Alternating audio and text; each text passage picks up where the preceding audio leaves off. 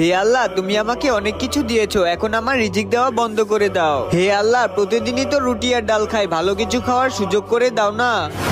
হে আল্লাহ, সেই ধনী লোক তোমাকে রিজিক বন্ধ করে দেওয়ার কথা বলছে, এরপরও তুমি তাকে রিজিক দিয়ে যাচ্ছ। আর সেখানে সেই গরিব লোকটা তোমার কাছে রিজিক চাইছে, এরপরও তুমি রিজিকের ব্যবস্থা করে দিচ্ছ না। এতটা পাষাণ তুমি কি করে হতে পারো আল্লাহ? তাহলে সেই ধনী লোককে গিয়ে বলো আল্লাহর প্রতি শুকরিয়া আদায় করা বন্ধ করে দিতে, তাহলে তার রিজিকও কমে যাবে। আর সেই গরিব লোককে গিয়ে বলো আল্লাহর প্রতি তার শুকরিয়া বাড়িয়ে দিতে, তাহলে আল্লাহ তার রিজিক বাড়িয়ে দিবে। আল্লাহু আকবার। আল্লাহকে ভালোবাসলে লাইক সাবস্ক্রাইব করে দাও। ভাইয়া, তুমি যদি তোমার রিজিক বন্ধ করে দিতে চাও, তাহলে তুমি আল্লাহর শুকরিয়া আদায় করা বন্ধ করে দাও। এটা কি করে সম্ভব? আমার জীবনে সকল কিছু অর্জন তো আল্লাহর রহমতের জন্যই হয়েছে, আমি এটা করতে পারবো না, তুমি যাও।